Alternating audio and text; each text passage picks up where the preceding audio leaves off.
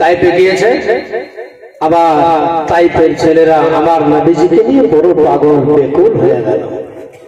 আমার নবীকে চাই পাশে, আমার নবীকে চাই কাছে রাখতে। দায় হালেমার বড় ভয়, আর চাই না আমার নবীজিকে কারো সঙ্গ দিতে। কিন্তু শেষ পর্যন্ত এমন হলো, আবার তারা চাচ্ছে। আমার নবীজি নিজেই বলছেন, ও মা আমারে দাও না, আমারে যেতে, আমার একা একা ভালো লাগে না, আমিও যে যেতে চাই একটু তাদের সঙ্গে। আমার নবী যেতেন ডেলি ডেলি। আমার নবী যাওয়ার কারণে যত জঙ্গলের পশু পাখি ছিল, যেই জঙ্গলের বাঘ, যেই জঙ্গলের সিংহ, যেই জঙ্গলের যত জন্তু ছিল গো, সমস্ত জন্তুরা আমার নবীকে দেখে তারা নিজে মুগ্ধ হয়ে যেত। আমার নবীর চেহারা দেখে যত পশু পাখি যত জন্তু ছিল গো, সব জন্তুরা খাওয়া পর্যন্ত ছেড়ে দিত। আমার নবীর দিকে শুধু তাকিয়ে তাকিয়ে দেখতো। আমার নবীর চেহারা দেখে তারা সব মুগ্ধ হয়ে যেত। আমার নবীর চেহারা দেখে তাদের ক্ষুধা নিবারণ হয়ে যেত। আমার নবীর চেহারা দেখে তাদের ভোগ পিয়াসা সব মিটে যেত। ওই জন্তুগুলো আমার নবীর সামনে সবাই এসে দাঁড়িয়ে দাঁড়িয়ে দেখতো। ওই গায়ে হালেমার ছেলেরা দেখতে পেত, যেই বাঘ ভাল্লুকদেরকে দেখে, যেই সব জন্তুকে দেখে আমরা বড় ভয় করি, কারণ আমাদের ছাগল কখন তুলে নিয়ে চলে যেতে পারে। কিন্তু দেখা যায় জঙ্গল থেকে বেরিয়ে দূর থেকে যেন আমার নবীকে তাকিয়ে তাকিয়ে দেখে, আমার নবীর চেহারার দিকে যেন তাকিয়ে থাকে। ও বাবা ভাই, একদিন এমন হয়ে গেল, আমার নবীজিকে সেদিন পাঠানো হলো না, আমার নবী সেই দিনে গেল না। কিন্তু দেখুন না বাবা, আমার নবীর শরীরটা সেই দিনে একটু ভালো লাগে না, যার জন্য আমার মায়ার নবী দয়ার নবী তারপরেও যেতে চাই। কিন্তু তাই হালেমা বলে, বাবা রে, এই অবস্থাতে তোমার যেতে হবে না, যেতে হবে না।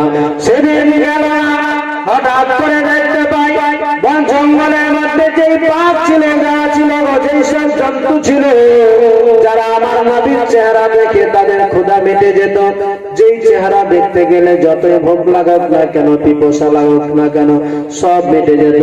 কিন্তু আজকে হঠাৎ করে আমার নবী যে যায়নি, যার জন্য সব পাগল পাড়া হয়ে গিয়েছে। সবাই সমালোচনা করে ভাই, এক অপরের কাছে গিয়ে বলে, ভাই আজকে মোহাম্মদ আসে না। দেখো আমার নবীর কি সম্মান, যেই জঙ্গলের জন্তু যারা মানুষকে দেখে, যাদেরকে মানুষ দেখে পর্যন্ত ভয় করে, কিন্তু সেই জন্তুগুলো আমার নবীকে চিনতে পেরে গিয়েছে। সেই নবী যে যায় না, যার জন্য জঙ্গলের পশুগুলো পর্যন্ত যত ছিল জন্তু, তারা সবাই আলোচনা করে। আমাদের বড় অসুবিধা হয়ে গেল যে মুহাম্মদকে দেখতে পেতাম, যে শ্রেষ্ঠ নবীকে দেখতে গেলে আমাদের পিপাসা সব মেটে যেত। আজকে আর যে তাকে দেখা যায় না, আসে নাই বলে একদিন কেটে গেল, দ্বিতীয় দিন কেটে গেল, সেই দিনও একই অবস্থা, আজকে নবীজি আসে নাই। তৃতীয় দিন চলে গেল, সেই দিনও দেখা যায় আমার নবী দুজনের বাচ্চা আসেনি।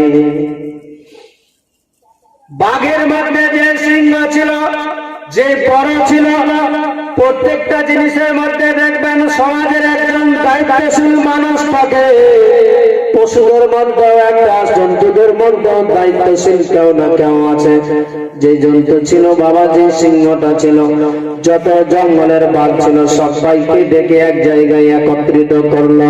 সেই সময় বলে, তোমরা কি জানো যার জন্য আমরা পাগল পাড়া হয়েছিলাম সে আসে না, তোমাদেরকে কেমন লাগে? সবাই সিংহের কাছে বলে, না না না না, আমাদের ভালো লাগে না। বলে, তাহলে কি করবে বলো? বলে, সেই মুহাম্মদকে যদি দেখতাম তাহলে কতই না ভালো হতো, কারণ এই জঙ্গলে এমনিতেই খাওয়ার আমাদের কোনো ব্যবস্থা নাই, আমরা কোনো পশু পাখি কাউকে ধরতে পারি না। যে মুহাম্মদকে দেখতে গেলে আমাদের পিপাসা সব মেটে যেত, আমাদের ক্ষুধা লাগবে না, কোনো অসুবিধা হতো না। সেই সময় বাপ বলে, যদি সত্যিকারই সেই নবীকে দেখতে চাও তাহলে একটা রাস্তা আছে, একটাই ব্যবস্থা করা যায়। সবাই বলে কি করা যাবে, কি এমন কাজ রয়ে আছে? বলে যদি চাও তোমরা আমার নবীকে দেখতে, বলে কি করতে হবে বলো গো? বলে সব থেকে যেই হালেমার যেটা বড় ছাগল আছে, যেটা সব থেকে সেরা ছাগল আছে, যেই ছাগলটা সব থেকে বেশি বড় আছে, সেই ছাগলটাকে তুলে নিয়ে আমাদেরকে জঙ্গলে চলে আসতে হবে। কিন্তু খবরদার কেউ কোন রকমের জখম করবে না, কোনো আঘাত দিবে না, যেন ওই ছাগলটাতে কোনো একটু স্পট না পড়ে যায়। শুধুমাত্র ছাগলটাকে ধরে জঙ্গলে নিয়ে আসবে। এই হাদায় হালেমার বাচ্চারা গিয়ে যেমনি বলবে, নবী মুস্তাফা থাকবে না বাড়িতে বসে, কারণ মায়ের ছাগলটা চলে যাবে, এটা কখনো সহ্য করবে না। আমার নবী যেমনি আসবে, নবীর সামনে ছাগলটা হাজির করে দিব, আমরা কেউ কোনো কষ্ট দিব না, আমরা ছাগলটাকে কোনো মতেই খাবো না। নবীর সামনে ছাগলটা হাজির করে দিব, আমার নবীর দিদার হয়ে যাবে, নবীর চেহারা দেখে নিব, কোনো কষ্ট হবে না। যা আমাদের ক্ষুধা আছে, যে কষ্টের মধ্যে আছে, সব মিটে যাবে। এটাই একটা রাস্তা আছে, যেই করে হোক না কেন ছাগলটা আমাদেরকে তুলে নিতে হবে। যেই বড় সব থেকে বড় ছাগল ছিল, সেই ছাগলটাকে তুলে নিয়ে চলে আসলো জঙ্গল থেকে। জঙ্গলে যেই জায়গায় ছিল, সেই জায়গা থেকে তুলে নিয়ে, অতগুলো ছাগল আছে কাউকে তুললো না, যেটা সব থেকে বড় আছে সেটাকে খপ করে তুলে নিল। আর বাঘে ওই জঙ্গলের মধ্যে, ওই বাঘে ছাগলটাকে নিয়ে জঙ্গলে ঢুকে গেল। তাই হালেমার ছেলেরা দেখতে পেয়ে গেল, চিৎকার করে মা মা মা বলে চলে গেলেন বাড়িতে।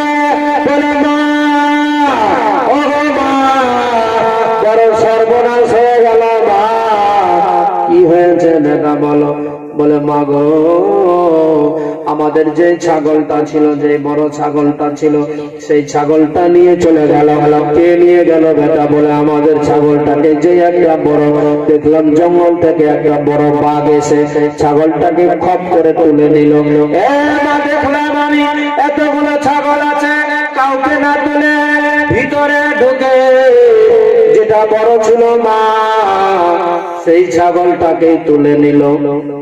সেই ছাগলটাকে নিয়ে চলে গেল মা, জঙ্গলে নিয়ে চলে গেল মা। ও মা, আমাদের মন বলে আর সেই ছাগলটাকে পাওয়া যাবে না মা। হয়তো এতক্ষণ পর্যন্ত, এখন পর্যন্ত ওই ছাগলটাকে খেয়ে ফেলেছে, ওই ছাগলটা হয়তো শেষ করে দিল। আমার নবীর কানে গিয়ে আওয়াজটা পৌঁছে গেল। আমার নবী ঘরে শুয়েছিল বাবা, নবীজি আমার সঙ্গে সঙ্গে উঠে বসে গেল। যেমনি উঠেছে, বলে ও মা, কে নিয়েছে, কে কি বলছে? বলে দেখো না, আমাদের যেটা বড় ছাগল ছিল, সেই ছাগলটাকে তুলে নিয়ে চলে গেল। নবী আমার বলে না মা, ও মা, তুমি চিন্তিত হয় না মা, চিন্তার কোনো কারণ নাই মা। ছাগলটা নিয়ে গেল তো কি হয়েছে? আমি তোমার কলেজার টুকরা সন্তান আছি মা, চিন্তা করো না মা। আমি এখনই যাচ্ছি, দেখিয়া জঙ্গলের কোনটা বাঘ আমার ছাগলটা নিয়ে গেল। চলে গেল জঙ্গলে, আওয়াজ দিয়ে বলে ও জঙ্গলের যত পশু আছে, যত ধরনের জন্তু আছে, তোমরা আজকে বাইরে আসো। আমি মুহাম্মদ ডাকে যেমনি বলেছে, সবার থেকে যে সিংহ বড় ছিল, সেই সিংহ বাঘ বলে ও ভাইরা, তোমরা সবাই আমার পিছনে পিছনে আসো। আর ওই বড় বাঘটা আমার নবীর কথা শুনে গো, ওই ছাগলটাকে আবার তুলে নিয়ে আমার নবীর সামনে গিয়ে রেখে দিল। যেমনি তুলে নিয়ে গিয়েছিল, তেমনি আবার আমার নবীর সামনে রেখে দিল। আমার নবীজি বলে, তোমার সাহস কি করে হলো? আমার ছাগলটাকে, আমার মায়ের ছাগল তুমি পেরে নিয়ে গেলে। সেই সময় নিজের ভাষাতে, যে নবী সবার ভাষা বুঝতে পারে, আমার নবীজির সামনে বলে, ইয়া রাসূলুল্লাহ, ইয়া হাবিবাল্লাহ, নবী গো, আসলে আপনার মায়ের ছাগলটাকে আমরা খাবার জন্য নিয়ে যাইনি। কি জন্য নিয়ে গেলে তাহলে? কেন নিলে? বলে এই জন্য নিয়ে গিয়েছিলাম ইয়া রাসূলুল্লাহ, গত কয়েকদিন ধরে আপনার দেখা হচ্ছিল না, আপনার দিদার পাচ্ছিলাম না,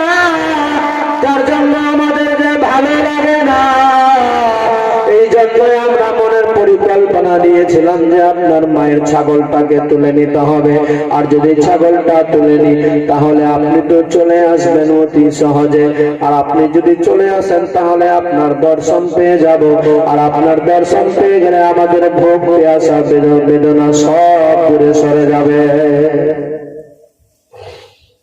নবী গো, অন্য কোনো উদ্দেশ্য নাই, একটাই উদ্দেশ্য ছিল যে আপনার এই নুরানি চেহারাখানা যেন আমরা দিদার করতে পারি, এটাই আশা নিয়ে এসেছি। আমার নবী দেখছেন ছাগলটাকে যে এক জাররা বরাবর কোথাও বাঘে যে ধরেছে কোন জায়গায় একটু আঘাত হয়, একটু যে লাগবে কোন জায়গায় হয়তো দাগ পড়ে যাবে, স্পট পড়ে যাবে, কোথাও পাওয়া গেল না। কারণ যদি একটু স্পট পড়ে যায়, কারণ নবীজির কষ্ট হবে, আর নবীর কষ্ট হলে আল্লাহ আমাদের প্রতি নারাজ হয়ে যাবে। যার জন্য বাঘ পর্যন্ত আমার নবীর মায়ের দা হালেমা ছাগলটাকে কোনো কষ্ট পেতে দিল না। নবীজি আমার বেরিয়ে গেলেন সেখান থেকে, চলে আসলেন, আবার বাড়িতে আসলেন। আমার নবীজির এমনি করে একবার নয়, দুইবার নয়, আমার নবীজির সিনা মোবারককে 4 বার চাক করা হয়েছিল। কতবার? 4 বার করা হয়েছে। এই যে ওপেন সার্জারি, হার্ট সার্জারিটা বেরিয়েছে কোথা থেকে? ওই সেখান থেকে যে আমার নবীজি সর্বপ্রথমে আল্লাহ ফেরেশতারা এসে করেছিল, ওইটাকে রিসার্চ করে আজ ডাক্তাররা ওপেন সার্জারি, হার্ট সার্জারি করছে না, অনেকের হার্ট ব্লক হয়ে যাচ্ছে, ওইখান থেকে জেনেছে যে হার্ট ব্লক হয়ে গেলে কেমনি কি করতে হবে, এটাই জানা। এ বাবা ভাই, আমার নবী দো জাহানের বাদশা, যার নাই পৃথিবীতে তুলনা, যার তুলনা করা যাবে না। এই নবীর বিষয়ে আমরা কত আর বলবো, জীবন শেষ হয়ে যাবে, জীবনী দিনার ইতিহাস বলে শেষ হবে না। এই আমার নবীজি যখন পূর্ণ বয়স হয়ে গেল, সেই সময় নবীজিকে নিয়ে 2 বছর যখন পার হয়ে গেল, আর রাখা যাবে না, আমার নবীজিকে নিয়ে আসবেন বাড়িতে। কোথায়? মক্কাতে। বড় মনে দুঃখ, হাই রে, এতদিন ধরে রাখলাম, আর এখন রাখতে পাবো না, কি করে আমার আর সময়টা কাটবে, কেমনি আমি থাকবো। শেষ পর্যন্ত সিদ্ধান্ত নিল যে আমাকে যে করে হোক না কেন নিয়ে চলেই যেতে হবে। হালেমা আমার মায়ার নবী, দয়ার নবীকে সঙ্গে করে নিয়ে চলতে লাগলেন। চলছে, আগে দিকে বাড়ছে, বাড়ি যাচ্ছে। মক্কায় নিয়ে আসেন আমার নবীকে, দো জাহানের বাদশাকে সঙ্গে করে নিয়ে আসেন। দেখুন বাবা, আমার মায়ার নবী, দয়ার নবী কেমন ছিলেন। আমার নবীজিকে মদিনায় নিয়ে মক্কায় নিয়ে আসবে, রাস্তায় আস্তে আস্তে হঠাৎ করে একটা জায়গায় এসে পৌঁছালো, যেই জায়গাতে আমার নবীজিকে নিয়ে যাবে। এক জায়গাতে দাঁড়িয়ে গেলেন, দেখতে পাওয়া যায় ওই হালেমা দেখছে গো, অনেক লোক দল বসেছে, পুরনো পুরনো বইগুলো, বই পুস্তক তারা পড়ে। দায় হালেমা সেই সময় আমার নবীজিকে উঠ থেকে নামিয়ে বলেন, বাবা তুমি একটু এই জায়গায় দাঁড়াও, আমার একটু জরুরি দরকার আছে, আমি একটু তাড়াতাড়ি আমার জরুরিটাকে সেরে নিয়ে, কারণ অনেকের দরকার লাগে, বাথরুমের প্রয়োজন পড়বে। যার জন্য দায় হালেমা গেলেন, বাবা রে, জন্য গিয়েছে বাবা, বাথরুম সারার প্রয়োজন নিয়ে এসেছে। আমার নবীজিকে যেই জায়গায় রেখেছিল আমার নবী, সেই জায়গায় আর না, নবী না। দায় হালেমার মাথা ঘুরে গেল, আল্লাহ গো, মাওলা তাআলা, যেই কলেজার টুকরা সন্তানকে এতদিন ধরে বড় করে নিয়ে আজ আমি আমিনার কাছে রাখতে যাব, আজকে সেই সন্তান আমি রাখলাম, এই জায়গাতে দাঁড় করলাম, আজকে কে নাকি নিয়ে চলে গেল। হয়তো মনে হয় তাকে কোথাও কেউ তুলে নিয়ে চলে গেল, কেউ কিডন্যাপ করে নিল নাকি, কোথাও নিয়ে চলে গেল নাকি। গায়ে হালেমা অঝুর নয়নে কাঁদে। যেই জায়গাতে লোকজন বসেছিল তাদের নিকটে গিয়ে বলে, বাবারা তোমরা কি কেউ বলতে পারবে আমার কলেজার টুকরা এখানে দাঁড়িয়ে ছিল, তাকে তোমরা কি কেউ দেখেছো? কোন দিকে গেল, কে তুলে নিয়ে চলে গেল? তারা বলে, মারে আমরা বই পড়তে ব্যস্ত ছিলাম, আমরা বলতে পারবো না তোমার ছেলের ব্যাপারে। এমনি করে বাবা সবার কাছে গিয়ে পৌঁছাই, কেউ বলতে পারে না। আমেনার ওই হালেমার সামনে হঠাৎ করে একটা লোক পাঞ্জাবি পরে, পায়জামা পরে, বড় বড় দাঁড়িয়ে আছে মুখে, আর সামনের দিকে হালেমারও দাঁড়িয়ে গিয়েছে। বলে, ও হালেমা, ও মারে, হয়তো মনে হয় মা তুমি কোনো পেরেশানি, কোনো বিপদে আছো।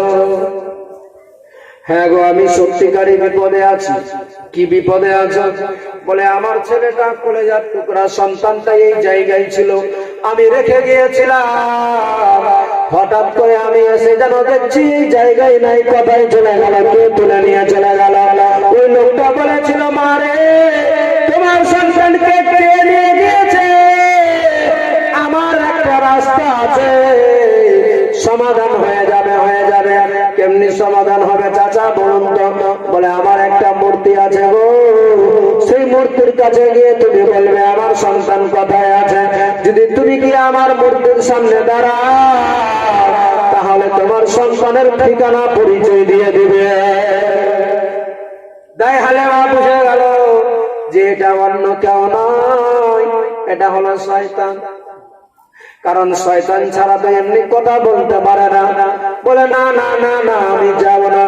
বলে, যদি না যাও তাহলে তোমার সন্তানকে পাওয়া যাবে না। বলে, যদি না পাই তা তো রাজি আছি, কিন্তু আমি মূর্তির সামনে গিয়ে দাঁড় হব না, মূর্তির সামনে গিয়ে বলবো না। বলে, যদি তুমি না বলো তাহলে আমি গিয়ে বলবো, তুমি শুধু আমার সামনে গিয়ে দাঁড়াবে। হযরত হালেমা বলে, না না, আমি তাও করবো না, সেটাও পারবো না, আমার দ্বারা তাও করা যাবে না। ও বাবাজি ভাইরা, ও আমার মা বোনেরা, গায়ে হালেমা দাঁড়িয়ে আছে। সেই সময় সেই লোকটা বলেছিল, কেন মা তুমি পারবে না? যদি না পারো তাহলে তোমার সন্তানকে যে ফেরাতে পারবে না। বলে, যদি না পাই তাতেও রাজি আছে, কিন্তু আমি মূর্তির সামনে দাঁড়াবো না। বলে, মারে তুমি যদি না দাঁড়াও, শুধু খালি একটু দূরে থাকো, আমি নিজেই গিয়ে বলি, তুমি দেখো তোমার বাচ্চাটার সন্তান দিয়ে দিবে। ওই শয়তান গিয়ে মূর্তির সামনে গিয়ে মন্ত্র পড়ে আমার নবীর কথা যেমনি বলেছে, যে এই বাচ্চাটা এই হালেমার সন্তান কোথায় আছে, যেমনি শুধু বলেছে গো, যে মূর্তিটা দাঁড়িয়ে থাকতো, যে মূর্তি দাঁড়িয়ে থাকতো, যে মূর্তির কোনো জান নাই, যে মূর্তি চলতে পারে না, যেমনি আমার নবীর কথা শুনেছে, সেই মূর্তিটা ডানে হিলতে লাগলো, বামে হিলতে লাগলো, হিলতে হিলতে মুখের ঘরে পড়ে চাকরাচুর হয়ে ভেঙে গেল। হালেমা বলে, ও চাচা, তুমি না বললে, তোমার মূর্তির সামনে গিয়ে বললে আমার সন্তানের সন্ধান পাওয়া যাবে, কি হলো? আমার সন্তানের কথা বলতে গিয়ে তোমার মূর্তি ভেঙে পড়ে গেল। না না, পারবে না, পারবে না। সে শয়তান বড় লজ্জিত হয়ে গেল, পারলো না, হালেমার কাছে পারলো না বলতে। হালেমা অঝুর নয়নে কাঁদে, রাস্তায় চিৎকার করে বলে, কেউ তোমরা দেখেছে গো? কেউ যদি দেখে থাকো বলবে একটু, আমার নূরের মালিক কথায় চলে গেল। এমনি বলতে বলতে ইন টাইমে কিছু লোকজনকে সঙ্গে করে নিয়ে আব্দুল মুত্তালিব যাচ্ছিলেন বাবা ওই রাস্তা দিয়ে একটা সফরে।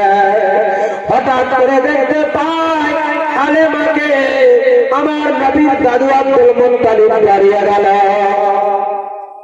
আব্দুল মুত্তালিব বলে, হালেমা কি হয়েছে? বলে, হুজুর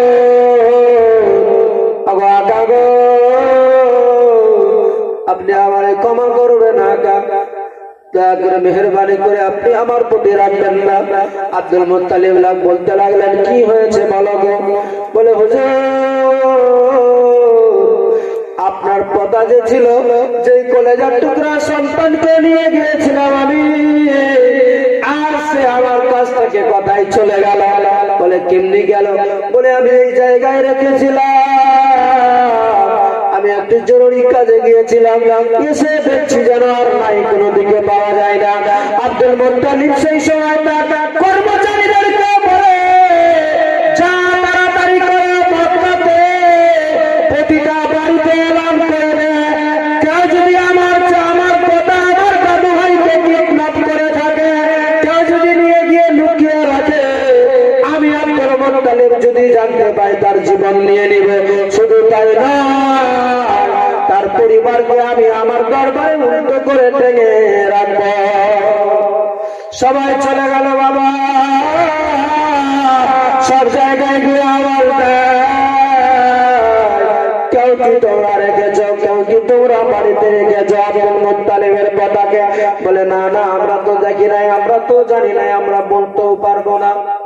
বলতে বলতে বলতে বলতে আব্দুল মুত্তালিবের যারা সাথী সঙ্গী ছিল গো, তারা চলতে চলতে এক জায়গায় গিয়ে বহু দূরে যেন দেখা যায় এক গাছতলায় আমার নবী গাছের পাতাগুলো ছিঁড়ে দিয়ে